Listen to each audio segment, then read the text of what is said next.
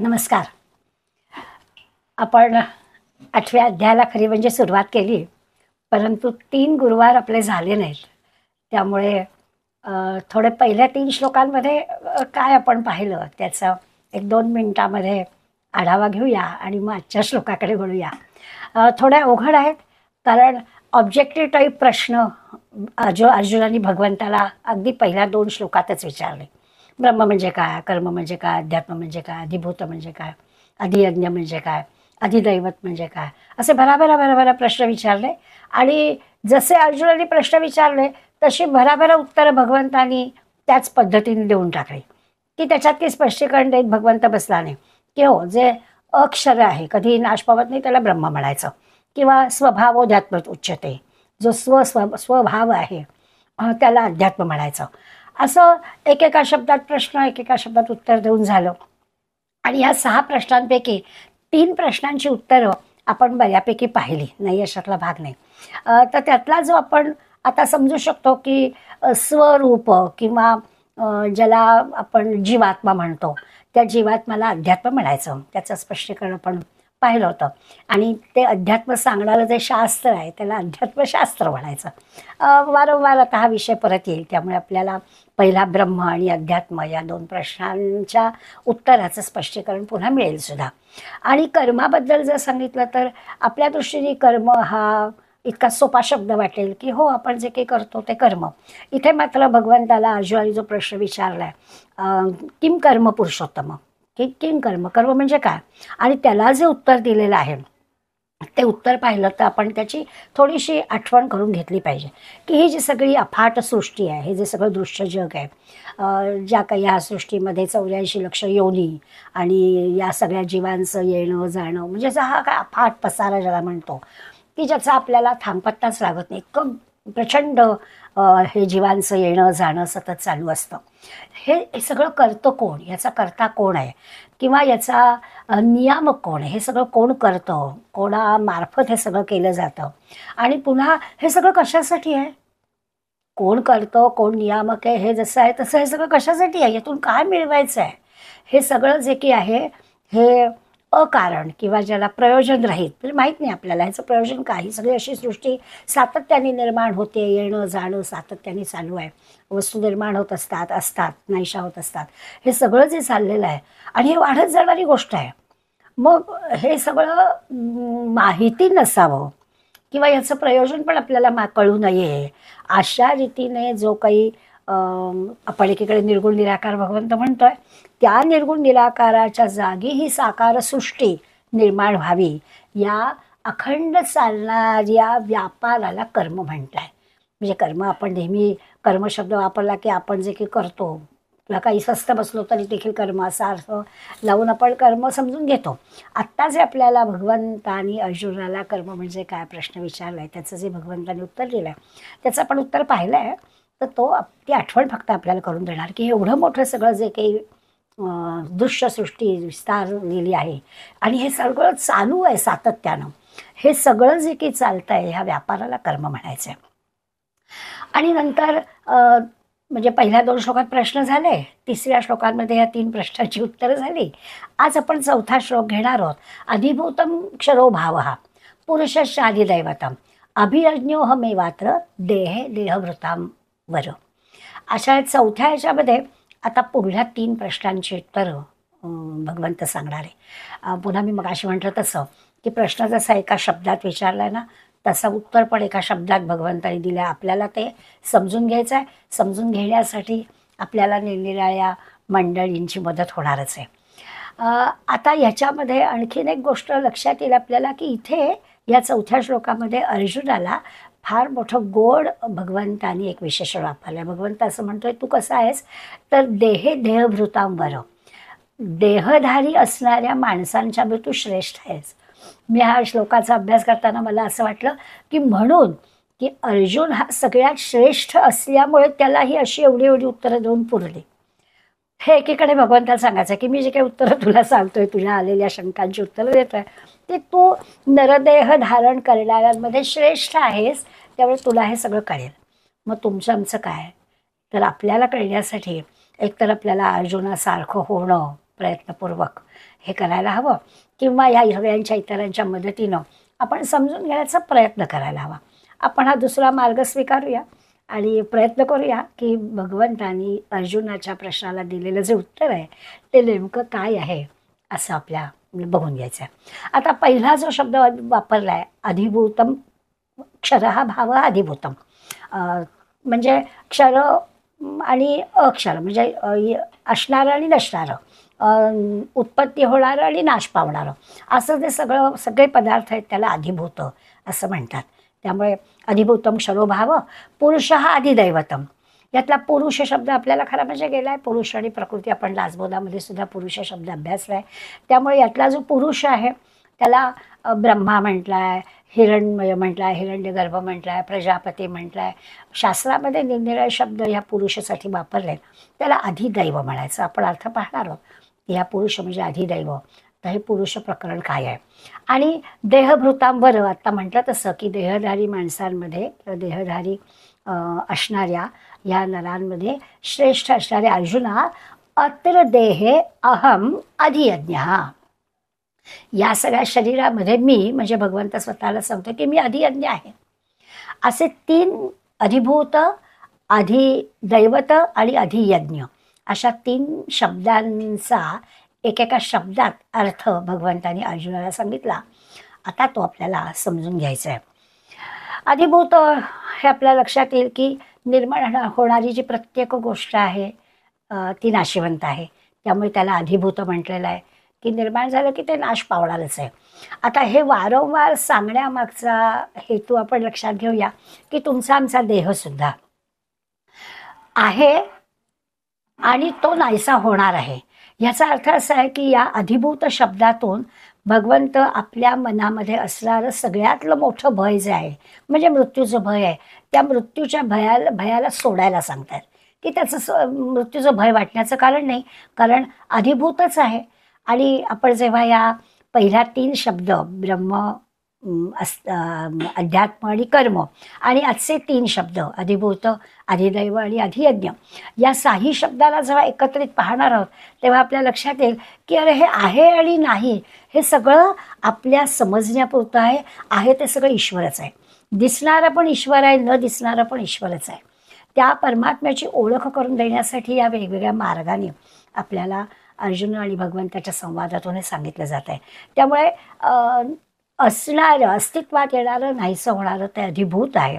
आणि हे सांगण्यामागचा हेतू आपण लक्षात घेऊया, कारण 5व्या श्लोकामध्ये आपल्याला त्या अर्थाला सामोरं जायचं आहे. तर मृत्यूचं भय आपल्याला असता कामा नये, कारण आपण नरदेह घेऊन आलो याचा अर्थ जायचंच आहे, हा त्याचा अर्थ. दुसरं जे पुरुषस्य अधिदैवतम म्हटलं आहे तो पुरुष आणि पुरुष आणि प्रकृती, या पुरुष म्हणजे या प्रकृतीचा स्वामी.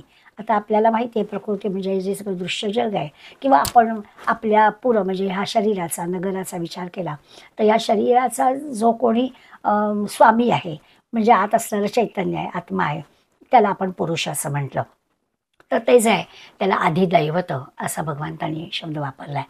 परब्रह्म परमात्मा या दृश्यसृष्टीच्या पूर्वीही होता आणि नंतरही असणार आहे. त्यामुळे त्यांनी हे सगळं निर्माण केलं आहे. आपल्याही देहाला निर्माण करणारा तो आहे, त्यामुळे त्याला अधिदैवत असं म्हटलं. त्याचाही विचार आपण करणार आहोत. आणि अर्जुनाला नरदेह धारण करणारा श्रेष्ठ असणाऱ्या अर्जुनाला भगवंतांनी असं म्हटलं की अत्र देहे अहम अधियज्ञः. आता हे नरधारी धारण केलेलं आहे. भगवंतानी सुद्धा नररूपामध्ये अवतार धारण करून आला आहे, पण भगवंतही नररूपात आलेला आहे. त्यामुळे तो या देहामध्ये तू श्रेष्ठ आहेस, पण मी जो आहे मी अधियज्ञ आहे. आता देहामध्ये मीच अधियज्ञ आहे. प्रत्येक देहामध्ये भगवंत आहेच, चराचरामधल्या सगळ्यामध्ये भगवंत आहेच. त्यामुळे पुन्हा जेव्हा तो सांगतो की सगळ्या देहांमध्ये अधियज्ञ मी आहे, याचा अर्थ आपण लक्षात घ्यायचा की सगळीकडे तोच भरलेला आहे. असा ह्या आजच्या 4थ्या श्लोकातल्या 3 शब्दांचा अर्थ आपण समजून घेण्याचा प्रयत्न करणार आहोत. बघूया. अधिभूत. आता आपण पाहिलं की येणं आणि जाणं म्हणजे अस्तित्वाला असणं, निर्मिती असणं, काही काळ इथे असणं आणि नाहीसं होणं.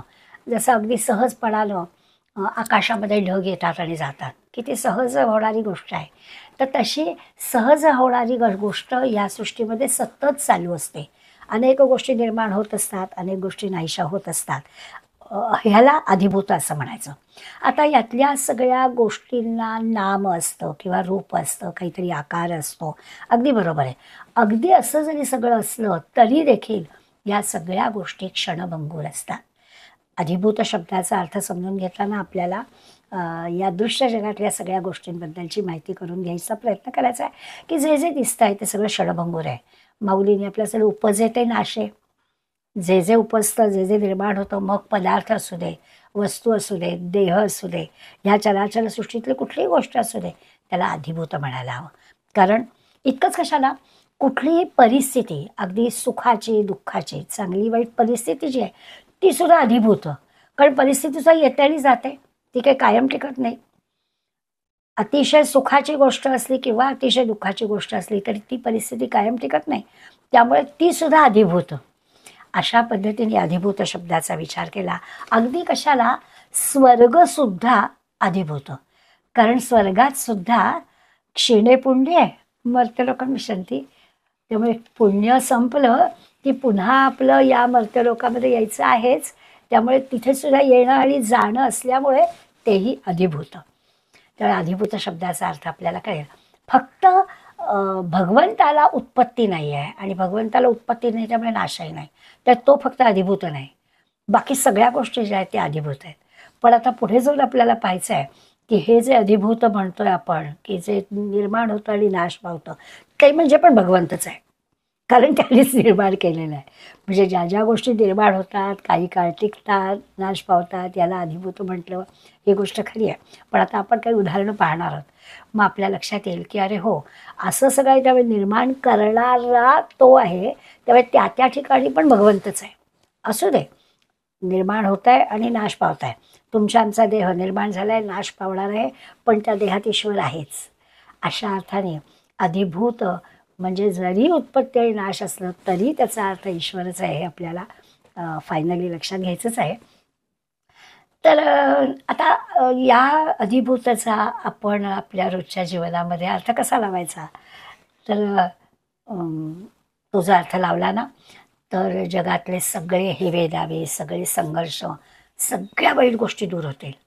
म्हणजे कसं, तर असं आहे की समजा आपल्याला कोणीतरी वाईट बोललं. आता तो जो वाईट बोलणारा किंवा चांगलं बोलला असं पण म्हणायला हरकत नाही, स्तुती केली किंवा निंदा केली, तर हा स्तुती केले करणारा किंवा निंदा करणारा तो जो कोणी, तो काही कायम टिकणारा नाही. मला बोललाय त्यामुळे मी पण कायम टिकणारी नाही. आणि जे शब्द आहेत, जे बोललं गेलंय तेही कायम टिकणारं नाही. सगळंच अधिभूत. वाईट किंवा चांगलं बोलणारा, ज्याला कोणाला बोलायचं आहे तो, आणि ते शब्द, सगळंच अधिभूत आहे. आणि मग असं जर आहे, सगळंच नाशिवंत आहे, तर मग असा जर विचार केला तर मी म्हटलं तसं की सगळे जगातले जे काय म्हणायचं, भांडणं संघर्ष जे असतील ते सगळे थांबून जातील. म्हणजे दृश्य जर सगळं मिथ्या आहे, हे सगळं विश्व जर मिथ्या आहे असं जर म्हटलं, तर आपल्याला अधिभूत या शब्दाने किती चांगल्या गोष्टी, की कसं राहायचं, तर या दृश्य जगामध्ये कसं अगदी छान आनंदाने राहायचं. कारण कुठे काही भांडण, तंटा, वाईट गोष्टी काही नाहीच आहेत. कुठल्या गोष्टी ह्या कायमस्वरूपी टिकणाऱ्या नाही आहेत. पण आता असं जरी असलं तरी शंकराचार्यांच्या चरित्रामधला एक प्रसंग आहे की असे जेव्हा ही मोठी मंडळी असतात ना, तर त्यांना आता हे अधिभूत म्हणजे ह्या दृश्य जग हे सगळं नाशिवंत हे कळलेलं आहे. पण असं असतानासुद्धा एकदा म्हणे जंगलातून आचार्य आपल्या शिष्यांच्या समवेत चाललेले होते. आता शिष्यांमध्ये वेगवेगळ्या प्रकारची मंडळी असतात. यामध्ये शिष्यांच्यामध्ये एक अगदी असा चिकित्सक शिष्य होता. आणि त्यामुळे जंगलामध्ये असं झालं की समोरून अचानकपणे एक वाघ आला असं येतोय असं लक्षात आलं. सगळे शिष्य पटापट सुरक्षित जागी झाडावर चढून बसले किंवा काय, अगदी आचार्यसुद्धा.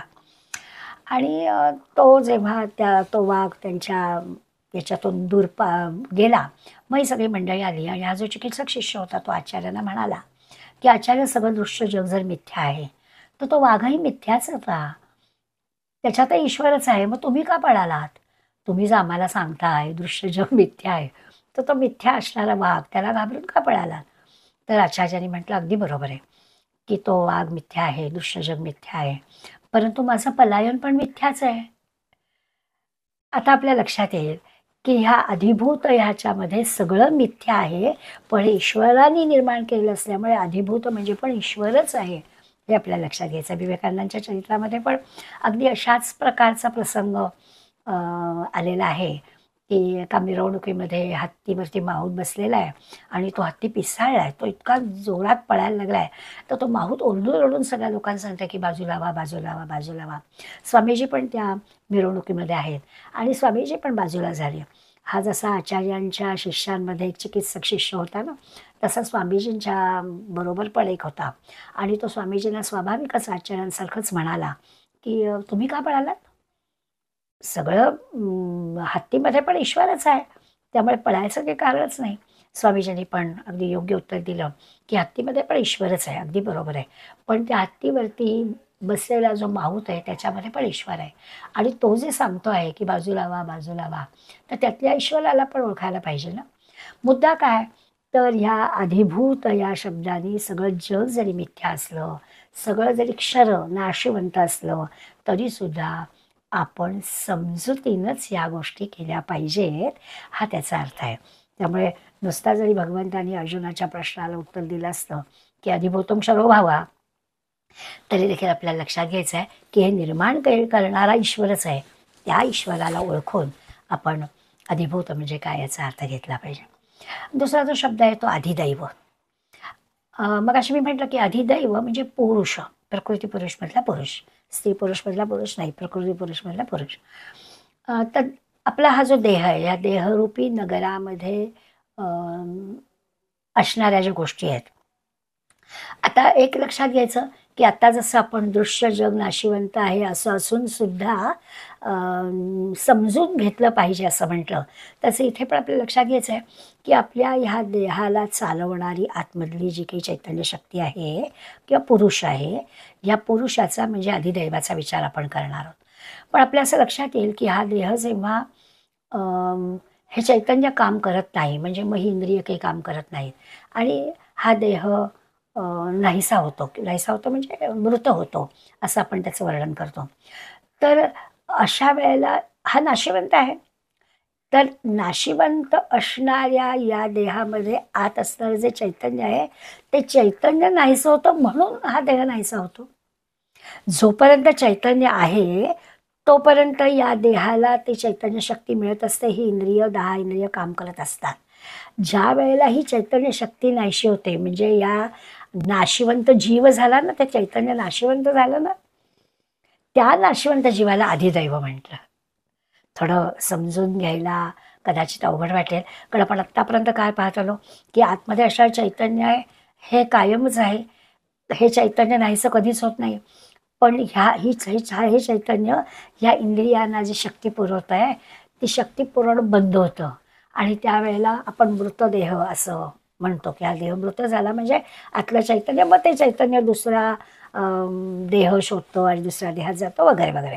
आत्ता जे आपण विचार करतोय ते अधिदैव म्हणजे काय, तर या देहरूपी नगरात असणाऱ्या हा जो नाशिवंत जीवाला आहे त्याला अधिदैव म्हणायचं. आता हा जीव सगळ्या इंद्रियांचा अध्यक्ष आहे. आपण त्याला जीव असं म्हटलं, त्या चैतन्याला जीव असं म्हटलं. तो जीव हा अध्यक्ष आहे, नियंता आहे किंवा द्रष्टा आहे, तो इंद्रियांचा स्वामी आहे, त्याला न्याय शब्द वापरूया, किंवा मालक आहे, अधिपती आहे, राजा आहे. कारण याच्यामुळे ही इंद्रिय सगळी आपला हा देह चालवत आहेत. देह टाकला की हाच जीव आपल्याला माहिती आहे की वासनांच्या म्हणजे सूक्ष्म याच्यामध्ये जातो, सूक्ष्म रूपामध्ये राहतो आणि हा जीव म्हणजेच हे चैतन्य हेच या देहामध्ये मुख्य असतं आणि ते चैतन्य दुसऱ्या देहामध्ये प्रवेश करतं आणि दुसऱ्या देहामध्ये त्या इंद्रियांना शक्ती पुरवतं, बरोबर आहे. पण मुख्य काय, तर अधिदैव म्हणजे हा जीव आहे, हे चैतन्य आहे, हे मुख्य आहे. आता मुख्य कसं म्हणायचं, तर त्याला उदाहरण म्हणून आपण लक्षात घेऊ शकतो की सगळ्या गोष्टी आवश्यक आहेत, सगळ्या गोष्टी महत्त्वाच्या आहेत, पण त्याच्यात आणखीन महत्त्वाचं काय, जसं आपण या देहाच्या बाबतीत म्हटलं की प्राण, मन, बुद्धी या सगळ्या गोष्टी महत्त्व आहेत. पण त्या सगळ्याबरोबर म्हणजे देह प्राण मन बुद्धी हे हवंच, पण हा जो जीव आहे किंवा हे जे चैतन्य आहे हे मुख्य आहे. त्यामुळे त्याला दैवत असं म्हटलं. त्यातलं मुख्य दैवत काय, तर हा जीव. बाकी सगळ्या गोष्टी पण आहेतच, नुसता जीव असून पुरणार नाही आहे. जसं आपण हे म्हणतो की अरे हो ईश्वर बरोबर आहे, पण ईश्वर कळायला हा नाशिवंत असला पण देह असायलाच हवा ना. तसं आहे की यामध्ये मुख्य दैवत काय, तर मुख्य दैवत हा हे चैतन्य किंवा हा आत्मा किंवा हे जो काही जीव म्हटलं तो हे मुख्य आहे. बाकी सगळ्या गोष्टी पण महत्त्वाच्या. जसं आपण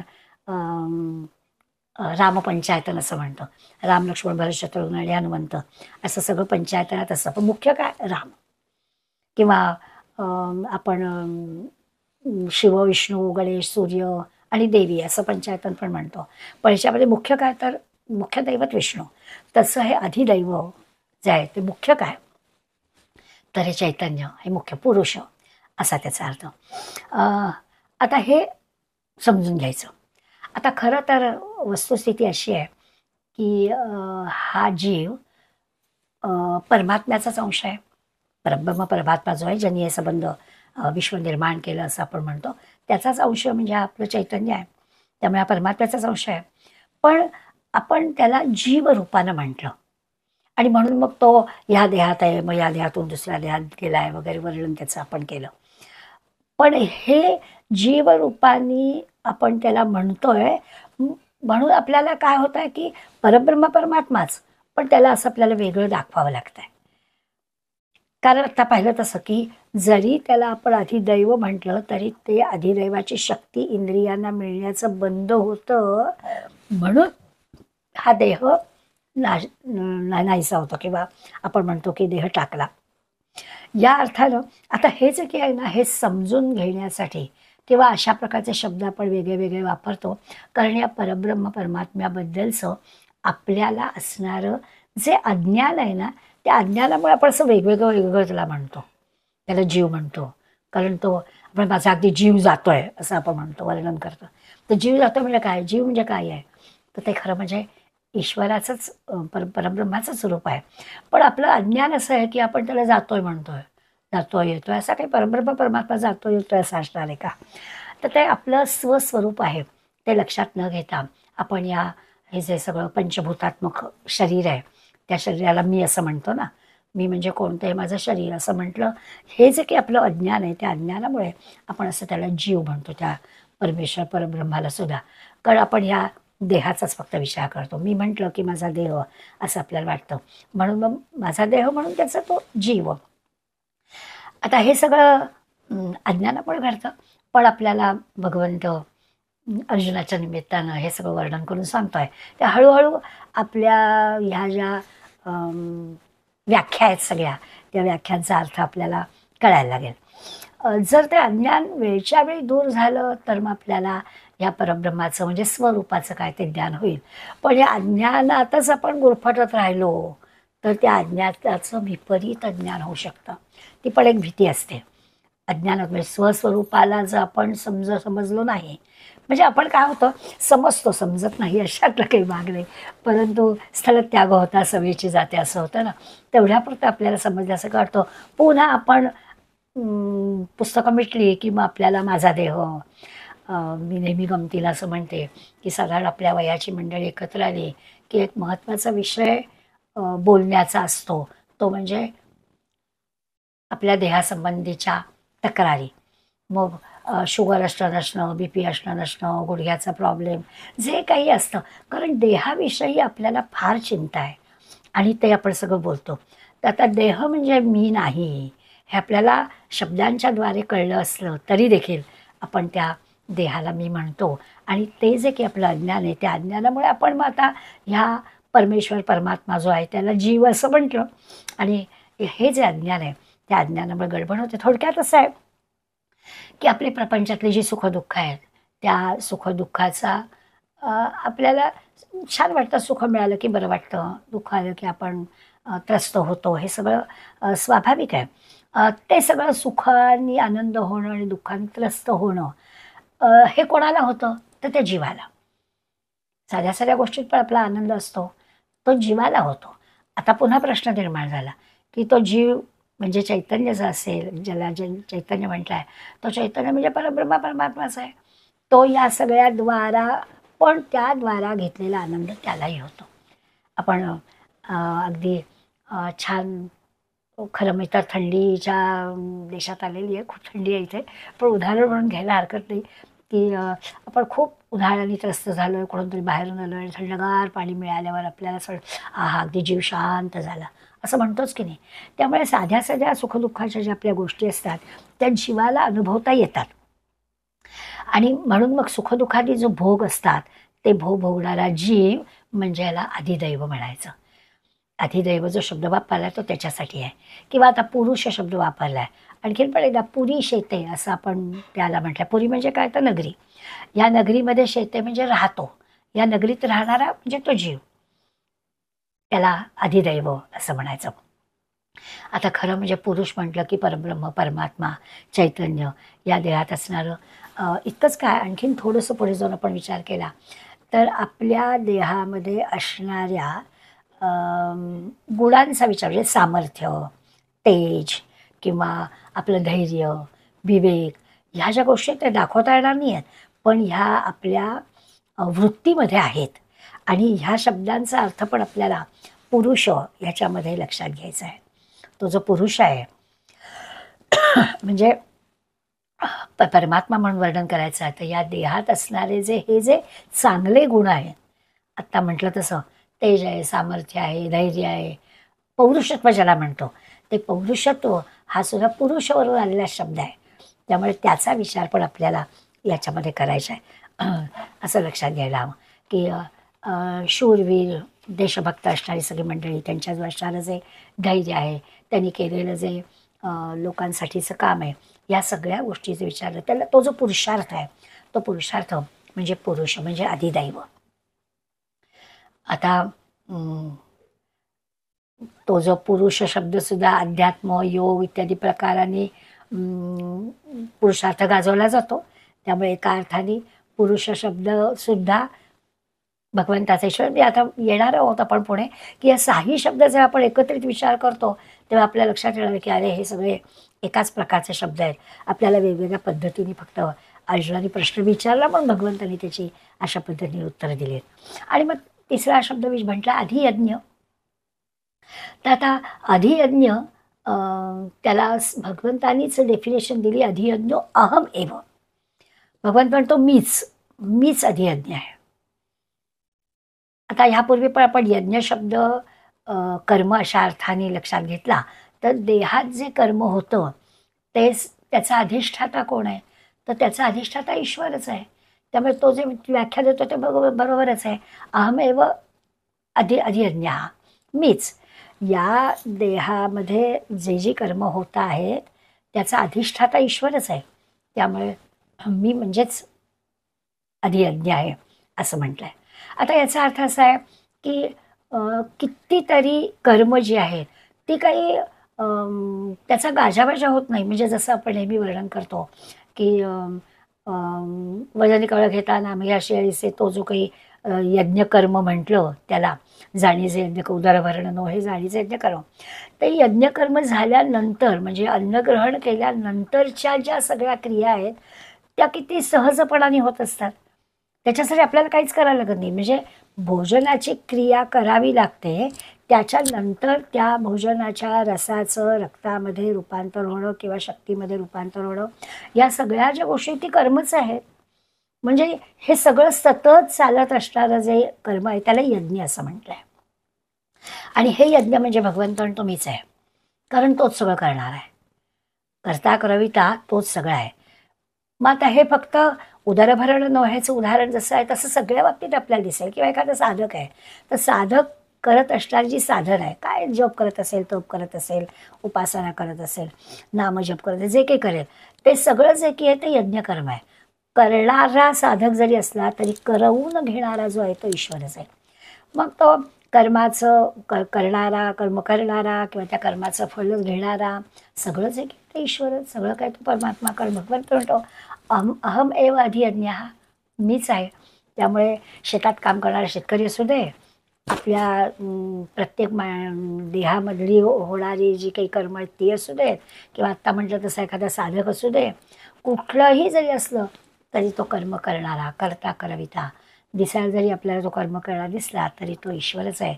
पण भगवंताने उत्तरच दिलेलं आहे, अहमेवादी यज्ञ, कर्म करणारा मीच अधियज्ञ आहे. देहात जे जे काही होत असतं, किंवा ह्या देहात काय, या सगळ्या विश्वामध्ये जे जे काही होत असतं तो मीच आहे. आता आपल्या लक्षात येईल, अधिभूत, अधिदैव आणि अधियज्ञ 3 शब्दांचे अर्थ आपण पाहिले. आधी पाहिलं होतं अधिभूत म्हणजे न टिकणार आहे, येणारं जाणारं असं. त्यामुळे पंचभूतात्मक ज्या गोष्टी आहेत येतात आणि जातात, त्याला आपण अधिभूत म्हटलं. अधिदैव म्हटलं जीवाला, चैतन्याला, त्याचाही विचार केला. आणि आत्ता परमात्मा परमेश्वर मीच आहे, तो अधियज्ञ, असे तिन्ही शब्द पाहिलं. आता आपल्या लक्षात येईल की सगळं नारं एकच आहे. अधिभूत असू दे, अधियज्ञ असू दे, अधिदैव असू दे, सगळं एकच आहे.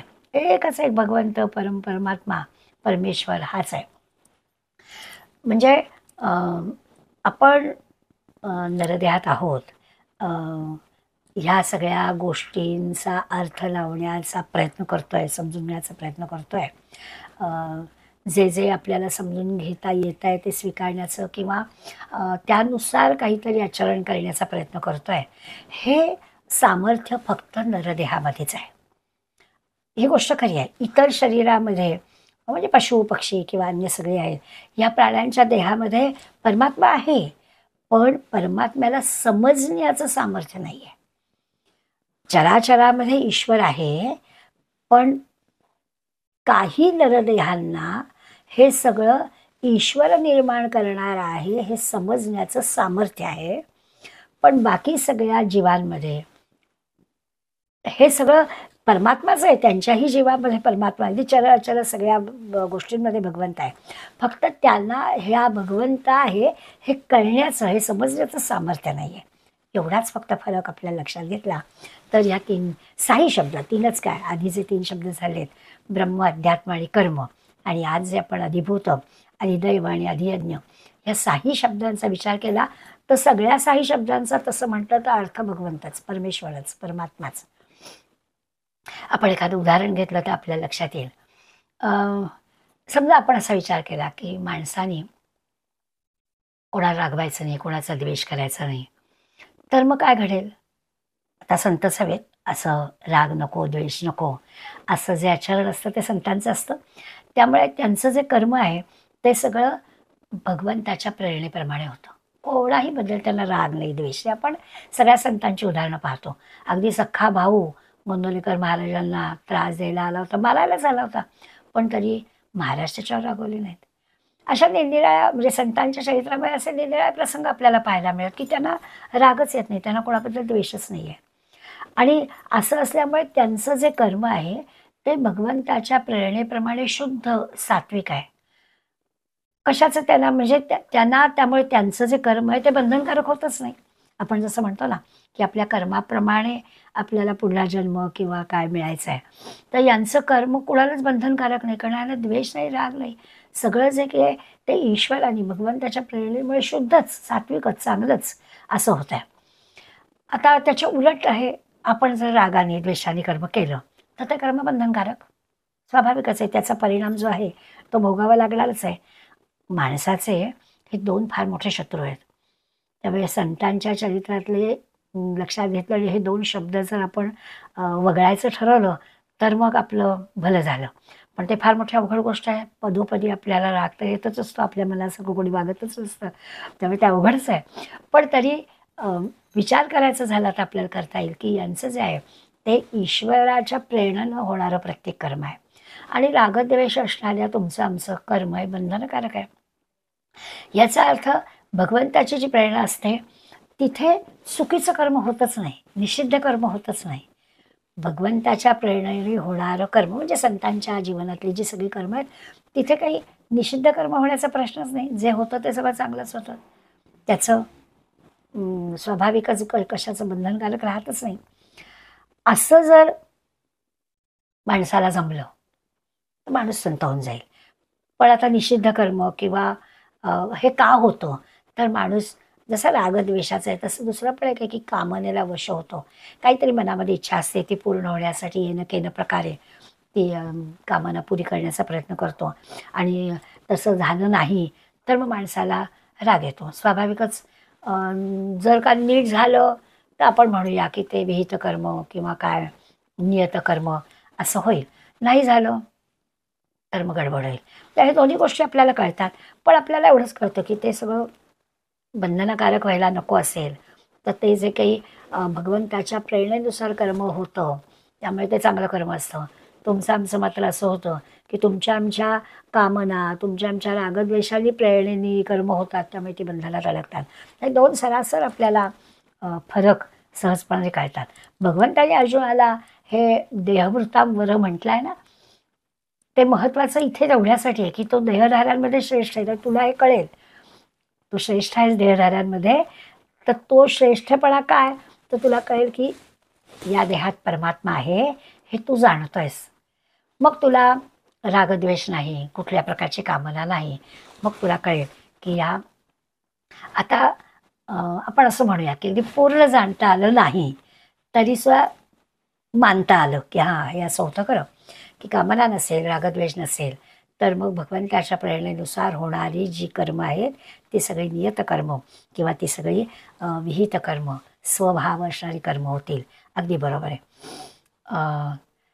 आपण जसं स्थूल देह सूक्ष्मदेह कारणदेह महाकारणदेह असे ह्या देहाचे चार हे पाहिले ना, चार चार देह पाहिले ना, पिंडाचे चार देह. तसं ह्या चारीमध्ये जर बारीकाने विचार केला तर ह्या चारीमध्ये परमात्मा आहे. स्थूल देहाचा विचार आत्ता आपण केला त्याच्यात पण आहे परमात्मा. सूक्ष्म आता आहे कारण देहात म्हणजे भावनांमध्ये आहे, महाकारण देहांमध्ये आहे. चारही ठिकाणी हा परमात्मा कणाकणात कणाकणात भरलेला आहे. त्याचा अनुभव करणं म्हणजे ते समजून घेणं ते मानणं. आपोआपच आत्ता म्हटलं तसं राग द्वेष कामना या सगळ्या कमी होऊन जातील त्याचा अनुभव घेतला तर. आणि खरं तर गीता आपल्याला वारंवार सांगते की हे तुमचं आमचं ध्येय असायला हवं. भगवंताला ओळखणं त्याचा अनुभव घेणं हे नरदेहाचं ध्येय असायला हवं. त्या ध्येयप्राप्तीसाठी ह्या सगळ्या म्हणजे तो नरदेह मिळाला तो त्याचसाठी मिळालेला आहे ना, तर ते आपलं ध्येय असायला हवं. त्याच्या आदेशानुसार आपण प्रत्येक गोष्ट केली पाहिजे. मग आपल्याला काही चिंता करायचं कारणच नाही. असं जर आपण विचार केला तिन्ही शब्दांच्या बाबतीत तर आपल्याला कळेल की हे 6 शब्द ब्रह्म अध्यात्म कर्म अधिभूत अधिदैव अधियज्ञ हे 6 शब्द हे सगळे 6 शब्द म्हणजे एका अर्थाने माऊलींनी आपल्याला छान याच्यासाठी उदाहरण दिलं. माऊली असं म्हणतात की पाणी असतं ना, पाणी या पाण्याचे भिन्न भिन्न रूप असतात. काय काय आपण पाणी म्हणून थेंब म्हणू, पाण्याचा थेंब बरोबर आहे, किंवा ढग आहे, वाफ आहे, गारा आहेत किंवा बर्फ आहे, ही सगळी पाण्याची रूपं आहेत. तसं म्हणाले ह्या परमात्मा तत्वाची ही सगळी रूपं आहेत. अगदी चपकल आपल्याला माऊलींचं उदाहरण लक्षात येईल की खरंच असं आहे की खरं तर पाणीच, गारा म्हटलं तरी पाणीच, बर्फ म्हटलं तरी पाणी, वाफ म्हटलं तरी पाणी, सगळं पण ढग म्हटलं तरी पाणीच. हीच अशी भिन्न भिन्न रूपं. तसं म्हणाले हे ब्रह्म म्हणा, अध्यात्म म्हणा, कर्म म्हणा, अधिभूत म्हणा, अधिदैव म्हणा, अधियज्ञ म्हणा, हे 6ही शब्द म्हणजे परब्रह्म परमात्माच आहे. वेगळं वेगळं प्रतीत होत आहे, तत्वता एकच आहे. आता परमेश्वराची जी सत्ता आहे ती परमेश्वराची सत्ता माणसाच्या ठिकाणी म्हणजे कशी प्रगट होते ईश्वराची सत्ता आपल्या ठिकाणी तर स्वभावाच्या रूपाने प्रगट होते. आपण म्हणतो ना माझं अंतर्मन मला असं सांगतो, असं जेव्हा आपण म्हणतो तेव्हा आतमधून सांगणारा जो आहे तो ईश्वर आहे. तो जो स्वभाव आहे त्या स्वभावाच्या ठिकाणी प्रगट होते. म्हणजे ईश्वर आपल्याला कळतो स्वभाव रूपाने. किंवा आणखीन सुद्धा आपण विचार करतो की आपण एखादा साधक असेल तो काही त्याला उपासना करावीशी वाटते, तेव्हा ती उपासना करावीशी वाटणं ती कुठल्या रूपाने प्रगट होते तर अधिदैवताच्या रूपाने प्रगट होते. कुठलाही शब्द जरी वापरला तरी आपल्याला कळेल की काही साधना उपासना करावीशी वाटणं म्हणजे अधिदैवताचं रूप दिसणं किंवा ती उपासना ज्याच्या करता केली जाते ते म्हणजे काय, तर अधियज्ञ आहे, भगवंतच आहे, ईश्वरच आहे. ते सांगितलं अहम एव अधियज्ञ. त्यामुळे कुठलीही गोष्ट एकदा का आपल्याला ती ईश्वराची सत्ता कळली, परमेश्वर परमात्मा कळला, की आपल्याला या सारी गोष्टी, शब्द वेगवेगळे आहेत हा लक्षात येईल. खरं तर असं विचार केला ना तर आपण जे काही करतो किंवा प्रत्येक गोष्ट आपण जेव्हा करतो ना तेव्हा ती आपल्यासाठी करतो. प्रामाणिकपणा असा आहे की दुसऱ्यासाठी करत नाही अशातला भाग नाही, पण दुसऱ्यासाठी करत असणाऱ्या गोष्टीमध्ये सुद्धा नाही म्हटलं तरी आपल्या म्हणजे दुसऱ्यासाठी एखादी मदत केली तर तो परोपकार आहे, म्हणजे त्याचं क्रेडिट आपल्याकडे आहेच थोडंसं. त्यामुळे आपण व्यवहारामध्ये जेव्हा विचार करतो तेव्हा आपण करत असणारी प्रत्येक गोष्ट, अगदी दुसऱ्याला मदत करत असलो, दुसऱ्यासाठी काही करत असलो तरीसुद्धा त्याच्यातून आपल्याला आनंद मिळतो, त्याच्यातून आपल्याला बरं वाटावं हा आपला एक हेतू असतोच. उगाच नाकबूल केलं की अर्थ नाही. करतो आपण, दुसऱ्यासाठी करत नाही असं नाही. अनेकदा आपण असा विचार करतो की खरोखरच की त्याच्यामध्ये इतकी निस्पृहता असते की त्याच्यातून काही आपल्याला मिळवायचं आहे, आपलं नाव घ्यायचं आहे असं नाही. आजच मी ठाण्यातल्या एका मैत्रिणीकडे गेले होते, तेव्हा खरं म्हणजे विषयापासून दूर होत आहे पण सांगितल्याशिवाय राहत नाही, की आपण निस्पृहपणे कितीतरी कामं करतो. आमची एक मैत्रीण विवेकानंद केंद्रात येणारी आता ठाण्यात राहत नाही आहे, परंतु ती जेव्हा विवेकानंद केंद्रामधल्या आमच्या दासबोध वर्गाला येत होती, अनेक वर्षे येत होती, त्या अनेक वर्षामध्ये आमच्या कधीच असं मनात आलं नाही की या विवेकानंद केंद्राच्या जागेमध्ये आपण जिथे दासबोध वर्ग घेतो आहे ही केंद्राची जागा झाडतं कोण, स्वच्छ कोण करतं, सतरंजीतली कोण काढतं, कधी बनाक पण आलं नाही आमच्या. आठवड्यातून एकदा जायचं, तास दीड तास बसायचं, वर्ग घ्यायचा, परत यायचं. पण जेव्हा असं घडलं की एक व्यक्ती नियमित येणारी ठाणं सोडून गेली आणि एक 15 दिवसातच आमच्या लक्षात आलं की अरे ह्या खोलीचा केरच काढला जात नाही. मग लक्षात असं आलं की इतके दिवस सहजपणानं काम होत होतं, मी केलं असं म्हटलं गेलं नाही, निस्पृहतेनं केलं. हे केंद्राची जी जागा आहे ही आपल्या सोयीसाठी आहे आणि केंद्राची मी कार्यकर्ती आहे, त्यामुळे माझंच काम आहे आणि हे सहजपणानं केलं जात होतं. त्याचा कुठे नामोल्लेख नव्हता, गाजावाजा नव्हता. हे जे आहे ना हे ईश्वरी काम आहे. आणि आपण व्यवहारामध्ये जेव्हा काम करत असतो तेव्हा असं न बोलता, गाजावाजा न करता फार कमी वेळा, म्हणजे असं उदाहरण द्यावं लागतं, इतक्याच वेळा ती कामं होतात असं लक्षात येईल. म्हणून मग आपण काय करतो, आपल्या सुखासाठी, आपल्या आनंदासाठी, आपल्याला बरं वाटावं म्हणून आपण करत असतो, करत नाही असा भाग नाही. पण मग अधियज्ञ जे म्हटलं आहे ना, ते अधियज्ञ जर म्हणायचं असेल तर तो अधियज्ञ म्हणजे अहमेव, भगवंतानी सांगितलं मीच आहे. मग मीच असेल तर आपल्याला ते काम कसं करायला हवं, तर ते आत्ता उदाहरण दिलं तशा पद्धतीने करायला हवं. तर त्याच्यात ती उदात्तता येईल, त्याच्यात जो काही एक चांगुलपणा आहे, निस्वार्थीपणा आहे, निस्पृहता आहे, असा विचार येईल. आणि हे मनुष्य जन्मातच शक्य आहे हे करणं. आता दुसरं आणखीन एक विचार ह्याच्यात घ्यायचा आहे की त्यांनी आपल्याला म्हटलं की अहमेव अधियज्ञ. आता जर सगळ्यामध्ये तो भगवंत आहे, म्हणजे आता क्षणभर आपण विचार करूया की अगदी रावण, दुर्योधन, दुःशासन असे जरी झाले तरी त्यांच्यामध्ये पण भगवंत आहे. आणि अगदी ज्ञानेश्वर माऊली, राम, श्रीकृष्ण ही जरी मंडळी झाली तरी अधियज्ञ हा अहमेव, तर त्याच्यात पण भगवंत आहे. भगवंताने सांगितलं मी अधियज्ञ आहे.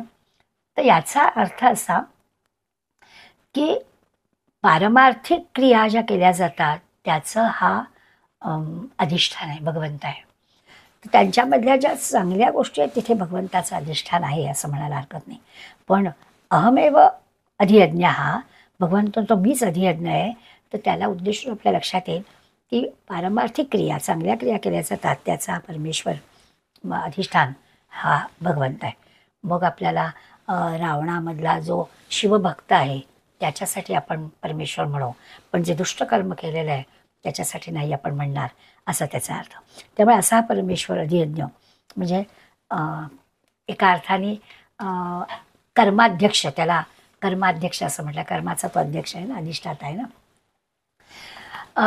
आपल्याला आता हा जो प्रकृती पुरुष असा आपण विचार केला तर दोन प्रकारचे म्हणजे दोन पैलू आपल्या व्यक्तिमत्वाला असतात.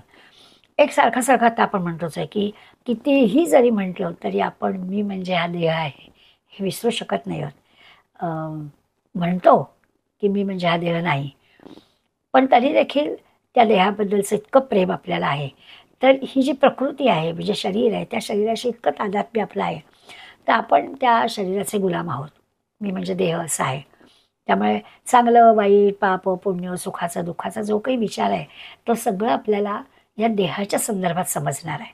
हा एक आपला पैलू आहे व्यक्तिमत्वातला.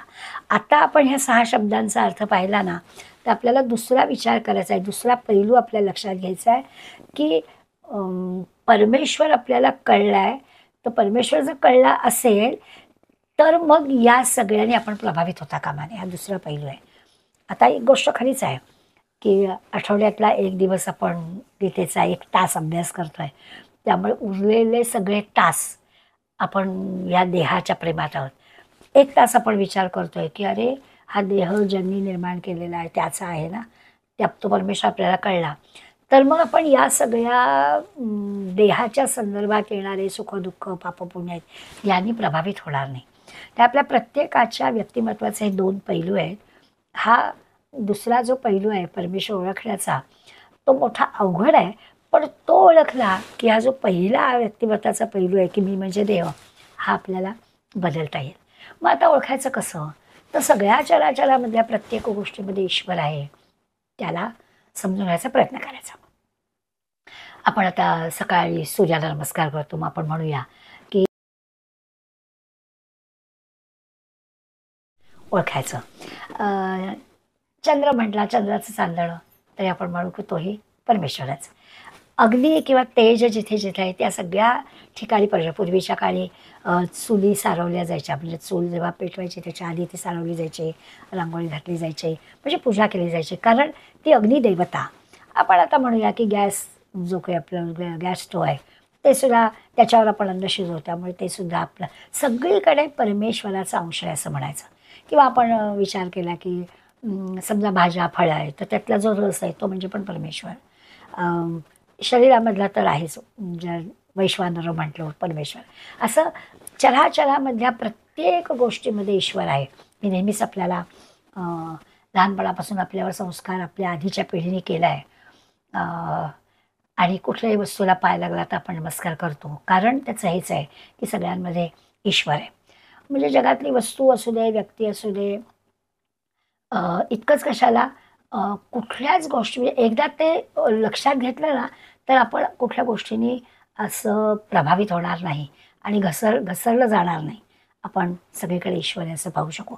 अवघड आहे, पण आपल्या व्यक्तिमत्वाच्या या पैलूला जर आपण सतत स्मरणात ठेवलं तर मी म्हणजे देह आहे, त्या देहाच्या ह्याच्यात आपण अडकणार नाही. सगळ्याचं मूळ जे आहे ते परमात्मा आहे आणि तेच आपलं खरं स्वरूप आहे असं म्हणायला हवं. आता हे एकदा कळलं ना, स्वरूपाची ओळख झाली की परमेश्वर परमात्म्याची ओळख झाली की आपल्या हातून घडणारं जे कर्म आहे ते कर्म सेवा रूपात घडेल, परोपकार रूपात घडेल, दुसऱ्याच्या मदतीसाठी घडेल. कालच मी इथे असं ऐकलं की कोविडच्या काळामध्ये मेलबर्नमधल्या एका मैत्रिणीकडे एक 6 वर्षाचा मुलगा आणि परत तिला बाळ होणार होतं आणि भारतातून कोणाचे ह्याचे किंवा तिचे आईवडील येऊ शकणार नव्हते कोविड काळ असल्यामुळे. आणि आता त्या डिलिव्हरीच्या वेळेला हिच्याबरोबर ते 6 वर्षाचं मूल असल्यामुळे बाबांना त्या मुलाकडे पाहायला हवं, तर आता हिच्याबरोबर कोणीतरी पाहिजे. तर एक अगदी जवळ मैत्रीण ती म्हणाली ठीक आहे मी तुला मदत करते. डॉक्टरांनी सांगितलं की तुला लस घ्यावी लागेल, बाळाला जर जवळ घ्यायचं असेल तर काही लस टोचून घ्यावी लागेल. तिने अगदी आनंदाने हो म्हणाली हरकत नाही आणि स्वतःला लस टोचून घेतली आणि डिलिव्हरीला त्याच्यानंतर काही दिवस बाळाला घेण्यासाठी जी मदत लागते ती तिने तिच्या घरी केली. आता हे जे काही आहे ना हे सगळं ईश्वराची प्रेरणा आहे. अशा प्रकारची मदत करावी, परोपकार करावा, अगदी निस्पृहपणानं मदत करावी, ही कामं करणं ही सगळी भगवंताची प्रेरणा आहे. आणि हे एकदा ओळखलं ना की ते त्या प्रेरणेनं आपल्याकडून ते काम होतं. नाहीतर आपण सत्वरजतमानी भरलेलो आहोत. त्यामुळे दरवेळेसच सत्वगुण आपला वरचढ होईल आणि अशा प्रकारची कामं आपल्या हातून होतील असं नाही ती व्हायला हवीत. जसं सध्याच्या मेडिकलच्या याच्यामध्ये आपण हे म्हणतो की निरनिराळ्या डॉक्टर मंडळींकडे जाताना आपल्याला काळजी वाटते की यांचे काय लागेमध्ये कुठे आपल्याला पुन्हा पुन्हा ही टेस्ट करा ती टेस्ट करा असं सांगत राहतात. मग त्यांचे कुठेतरी त्या पॅथॉलॉजीशी काहीतरी त्यांचं संगनमत असतं. प्रत्येकालाच कसं काय त्या सगळ्या टेस्ट करायला सांगतात वगैरे वगैरे. मग तेव्हा आपल्या लक्षात येईल की समजा आपण डॉक्टर असा विषय आहे, तर डॉक्टरांमध्ये सत्वरजतम, मग तिघांनाही पैसे मिळणार असतात, त्यांची काय फी असेल ती मिळणार असेल. पण जो परमेश्वराचा विचार करून आपल्या ज्ञानाचा उपयोग करून देतो ना, तर त्याला पैसे मिळतात आणि इतर लोकांकडून स्वाभाविकच त्याला शुभेच्छाही मिळतात त्याच्या कामाला. त्याला चांगलं पण म्हटलं जातं. 4 लोक त्याला त्याचं नावही घेतात. तर असं सात्विकतेकडे परमेश्वर ओळखला की माणसाचं कर्म असं सात्विककडे जातं. निष्फळ कर्म परोपकारी कर्म करणं, सेवा करणं अशाकडे जातं. असा सगळा विचार या 6 शब्दांमध्ये परमेश्वर असाच अर्थ घ्यायचा आहे आणि ते आपल्याला लावायचं आहे. त्याच्यासाठी आपण हा विचार करायला पाहिजे. अर्थ एकच, सगळ्याचा अर्थ एकच परमेश्वर. आपल्याला कळत का नाही या 6 शब्दांचा अर्थ भगवंतच आहे, परमेश्वरच आहे, हे आपल्या लक्षात का येत नाही? याचं कारणच आहे की आपल्याजवळ असणारं अज्ञान, अविद्या किंवा अज्ञान जे आहे. आणि खरंच आहे त्या अज्ञानाचं आवरण ह्या सगळ्यावर असल्यामुळे आपल्याला पटकन कळतच नाही की अरे हे अधिभूत अधिदैव म्हणजे ईश्वरच आहे, वेगळं काही नाहीच आहे. ब्रह्म वर्णन करून झालं. या ब्रह्मावर सुद्धा आपल्या अज्ञानाचं आवरण आहे. म्हणून मग आपल्याला अक्षर कधीही नाहीसं न होणारं ते ब्रह्म. आता नाहीसं न होणारं काय ते शोधायला हवं. असं जेव्हा वर्णन येतं तेव्हा म्हणतो अरे ईश्वरच. पण जोपर्यंत हे कळत नाही तोपर्यंत ते असं अज्ञानाचं आवरण असतं म्हणून आपल्याला कळत नाही. प्रत्येक 6 शब्दांचा विचार केला तर आपल्याला कळेल. खरंच आहे अध्यात्म शब्दावर पण आपल्याला अज्ञानाचा आवड. आपण तुमच्या अध्यात्मातलं काही मला सांगू नका. का बरं? कारण त्या अध्यात्मातलं आम्हाला काही कळत नाही. अध्यात्म याचा अर्थच आपल्याला आहे की अरे कळतं ना, या देहामध्ये असणारं जे चैतन्य आहे ना ते अध्यात्म आहे. आपलं जे शरीर आहे ते मन बुद्धी या इंद्रियांच्या द्वारे सगळे कार्य करत आहे आणि त्या शरीराला जे कोणी करवून घेत आहे ते चैतन्य आणि तेच अध्यात्म. अशी एकदा आपल्याला माहिती कळली किंवा ही माहिती करून देणारं जे असतं ते अध्यात्मशास्त्र असतं.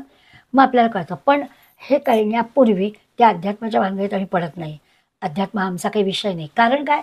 ते अज्ञानाचं त्याच्यावरती आवरण आहे असं आपल्याला दिसतं. कर्माच्या बाबतीत पण आपण पाहिलं की ही सगळी चल अचल सृष्टी जी आहे किती लक्षावधी योनी आणि या सगळ्यांचं हे जे काही प्रचंड मोठं चाललेलं आहे, उत्पत्ती नाश, हे काही आपल्याला समजत नाही. कारण काही दिसतच नाही ना. करणारा कोण ते दिसत नाही, नियामक कोण आहे ते दिसत नाही, त्याचं काय फळ आहे ते दिसत नाही, प्रयोजन काय ते आपल्याला कळत नाही. हे कळत नाही हे अज्ञान आहे, अविद्या आहे. आणि त्यामुळे आपल्याला असं वाटतं. मग लक्षात ठेव की हे अज्ञानाचं अविद्येचं आवरण दूर झालं की सगळा करता करविता भगवंतच आहे. बोलून कळतं पण हे जेव्हा लक्षात येतं जोपर्यंत हे अज्ञानाचं आवरण दूर होत नाही तोपर्यंत करत नाही. अधिभूत म्हटलं पंचभूतात्मक देह आहे, विनाशी आहे, नाश पावणारच आहे. आणि मग असा नाशिवंत असून सुद्धा त्या देहाच्या प्रेमामध्ये अडकतो. हे जे काही ते अज्ञान आहे. हे अज्ञान दूर झालं की मग नाशिवंत देहाबद्दल काहीच आपल्याला वाटणार नाही की आहे जाणार आहे की ते की आपण अमरत्व घेऊन आलेलो नाही असं होईल. अधिदैव, आता अधिदैव म्हणजे जीव असं आपण पाहिलं. जीवाचं ज्ञान होत नाही. कारण त्याचं तेच आहे की त्या जीवाचं ज्ञान कसं होणार? अज्ञान आहे, दिसत नाही, त्यामुळे आपल्याला त्याचं ज्ञान होत नाही. आणि अधियज्ञ म्हणजे भगवंतच आहे. आता जो भक्त आहे, साधक आहे, सज्जन चांगला माणूस आहे, संत आहे, तपस्वी आहे, अशा याच्यामध्ये असेल, त्याला सुद्धा भगवंत म्हणजे अधियज्ञ आहे असं जर सांगितलं तर म्हणते तो म्हणजे भगवंतच. म्हणजे तो आणि तो जो साधक आहे किंवा भगवंतापेक्षा वेगळा नाही असं खरं म्हणजे असायला हवं. पण जेव्हा तो वेगळा आहे असं मानतो त्याचा अर्थ असा असतो की या दोघांमध्ये कुठेतरी अजून अंतर आहे, अजून अद्वैत साधलेलं नाही आहे, कुठेतरी अहंकार असेल, अभिमान असेल. आणि मग तो दूर झाला की मग लगेच काय होईल? अहमेव अधियज्ञ. तेवढेच जागा राहणार आहे. आपण विचार करतोय तो चांगल्या मुमुक्षू साधक सिद्धापर्यंतचा. त्यामुळे साधकाचा सिद्ध होण्यामध्ये जे काही असते ना, तेवढीच जागा की त्याला कळलेलं आहे. पण कुठेतरी अजूनही अद्वैताच्या पूर्वीची एक स्टेप आहे आणि ती कुठे आहे तर कुठेतरी मी केल्याचा अहंकार आहे किंवा मी ही साधना करतो असं जे म्हटलेलं आहे. तो मी गेला, अहंकार गेला की मग ईश्वरच आहे, मग अहमेवादी अज्ञा असं आपल्याला कळेल. हे सगळं ह्या साही शब्दांच्या अर्थाचा अर्थ कळण्यासाठी तो जो थोडासा अविद्येचा अज्ञानाचा पडदा आहे तो दूर झाला की आपलं काम होतं. मग आपल्याला सर्वं खलु इदं ब्रह्म, देहबुद्धीच संपली हा प्रत्यय येईल आणि मग लक्षात येईल की 6 शब्द जरी वेगवेगळे दिसले तरी ते 6 शब्द फक्त वेगळे आहेत, अर्थ त्याचा एकच. म्हणजे असं असतं ना, नेहमी उदाहरण दिलं जातं की स्त्री एकच आहे पण तिला वेगवेगळी नाती आहेत. कोणाची पत्नी आहे, कोणाची आई आहे, कोणाची वहिनी आहे, कोणाची मैत्रीण आहे वगैरे वगैरे. तर असे सगळे तिचे हे असलं तरी व्यक्ती एकच. तसं आहे, एकच एक ईश्वर, त्याच्या या 6 गोष्टी आहेत असं आपल्याला कळेल. आणि हे कळण्यासाठी 2 गोष्टी हव्यात. एक म्हणजे विवेकबुद्धी हवी आणि भगवंतावर श्रद्धा हवी. या 2 गोष्टी झाल्या तर आपल्याला या भगवंताने अर्जुनाच्या प्रश्नांना दिलेल्या उत्तरातल्या या 6 शब्दाचा अर्थ कळेल. आता आणखीन एक 7वा प्रश्न जाता जाता विचारला गेलेला आहे. त्याचं उत्तर आपल्याला पुढल्या 5व्या श्लोकामध्ये बघायचं आहे. कुठला प्रश्न आहे हा अर्जुनाचा, तर अंतकाळी म्हणजे अगदी देह टाकताना भगवंताचं स्मरण करणारा जो कोणी आहे साधक, तो भगवंतापर्यंत पोचतो असं भगवंत सांगणार आहे आपल्याला. भगवंत म्हणतात की माझं स्मरण करता करता जर तो अंतकाळी देह त्यांनी ठेवला आणि माझं स्मरण केलं तर तो मलाच येऊन मिळतो आणि याच्यामध्ये काही संशय घेण्याचं कारण नाही असं अर्जुनाला भगवंतांनी सांगितलं आहे. आता हे आपल्याला खूप मोठी महत्त्वाची गोष्ट आहे. आपल्याला शरीर सोडायचं आहेच, ते आपल्याला अधिभूतमध्ये सांगून झालेलंच आहे. पुढे त्या जीवाचं काय होतं हा खरा म्हणजे आपला प्रश्न आहे. पण ठिकठिकाणी आपल्याला कळेल की नचिकेताने जे प्रश्न विचारला होता, म्हणजे कठोपनिषदामध्ये नचिकेताची कथा आहे, त्याच्यामध्ये अर्जुनासारखाच प्रश्न यमदेवाला नचिकेताने विचारला होता आणि त्या लहानशा बाळाला यमदेवाने म्हटलं होतं की एवढं फक्त विचारू नको, बाकी तू काही पण विचार, पण हे विचारू नको.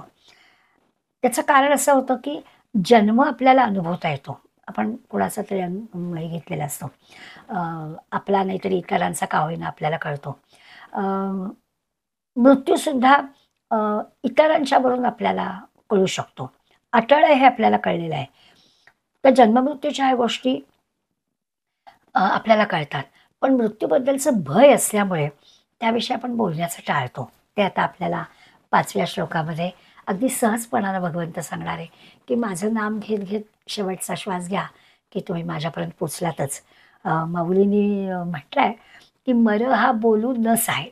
हे जे शब्द आहे ना, हा मृत्यू हा शब्द हा उच्चारायला सुद्धा भय वाटतं, त्यामुळे आपण ह्याचा कधी विचारच फारसा करत नाही.